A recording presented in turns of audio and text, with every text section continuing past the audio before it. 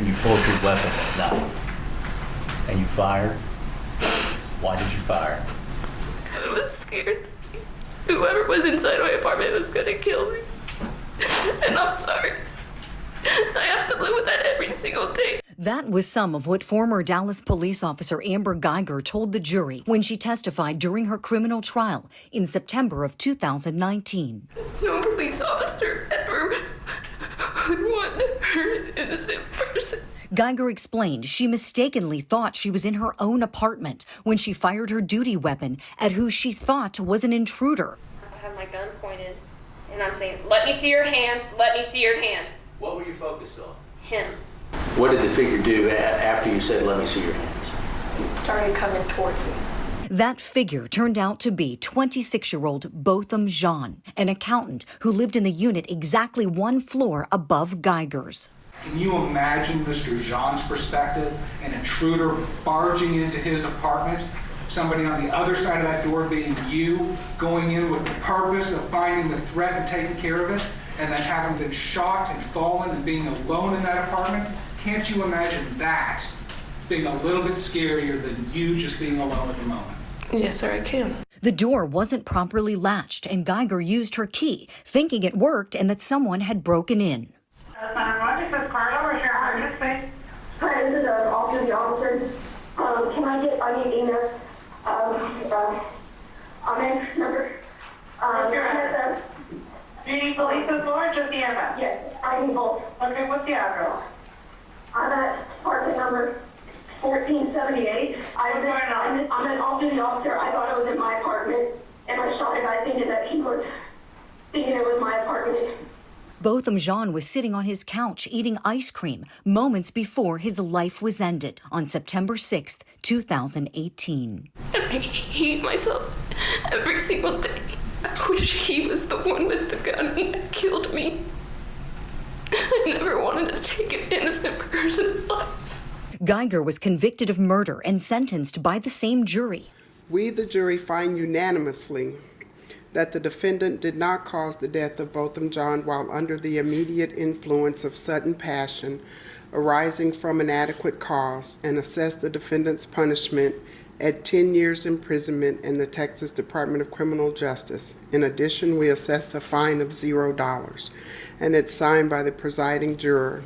But not before family and friends addressed the court, most notably Botham Jean's younger brother, Brant.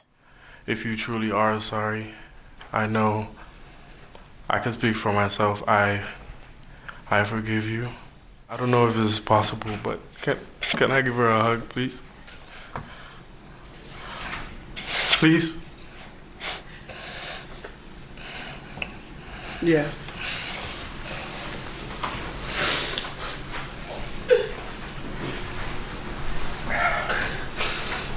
Now, less than a year into her 10-year sentence, Guyger has filed an appeal. It centers around two main issues. First, the argument that the evidence was legally insufficient to prove beyond a reasonable doubt that Guyger committed murder because of a mistake. As a result of the mistake, Guyger thought there was an intruder inside, and even though it was a mistaken belief, she had the right to exercise deadly force to defend herself. The brief goes on to say in part, what happened to Jean was awful, but it was not murder under any theory of Texas criminal law. Guyger asks the court to reverse the judgment and sentence and render a judgment of acquittal. The appeal sets out a second issue as an alternative. Guyger requests that the court acquit her of murder, convict her of criminally negligent homicide, and order a new hearing on punishment. Guyger's bid for an acquittal or a conviction on a lesser charge will likely be a painful reminder of the family's loss.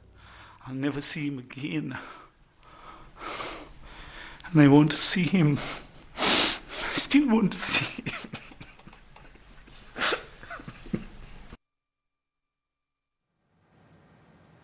What a dramatic case, dramatic trial, unreal moments, especially when you got to the end of that case. Let's bring in Julie Grant.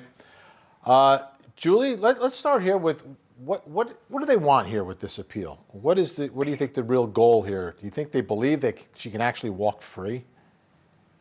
Well, they're going to make that argument and try. Whether they believe it or not, who knows? The brief is very well written. It's very long. It's 129 pages. I went all through it.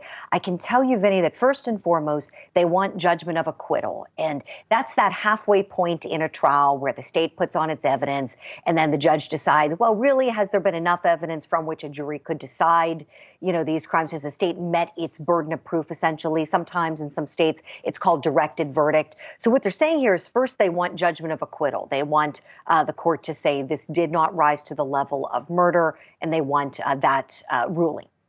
In the alternative, they say if not judgment of acquittal, what they want is the charge reduced to criminally negligent homicide, and they want her to be resentenced accordingly. And they want oral arguments on the matter, and the state of Texas has until September 3rd to file their reply brief. So, of course, they want the lowest charge possible on those facts, criminally negligent homicide, and that is why, because of the large penalty difference between the two crimes, Vinny. And I remember when these verdicts came down, because there's two verdicts, right, for the guilt and then the punishment. Correct. When the guilt came down, there was there was celebration by people that believe she was guilty, and it was murder. And then it came to the sentencing, and there was this backlash like, wow, she got away with something here because she only got 10 years. And at that point, I was wondering, right, getting just 10 years for murder, the forgiveness of the family, that hug and everything else. I guess the legal process still continues, and people are always going to do whatever they can to try to do less time. Yeah, you're absolutely right. I mean, 10 years versus a maximum potential imprisonment of 2 years for criminally negligent homicide, if the court were to take that route, let's say just for the sake of the argument. So when you think about it, she's been in for almost a year. She would be entitled to get the credit for time she's already served. So she would be looking for maybe one more year, worst case scenario. So certainly she's going to try. And the brief is very persuasive about how this was a mistaken belief, that it was horrible, awful. Nobody's denying that she killed him, that she intended to kill him, but it was under that mistaken belief that she was in her own apartment. So they're arguing that self-defense applied and she was right to shoot. So we shall see. To be continued, Vinny. Absolutely. Julie Grant, thanks so much.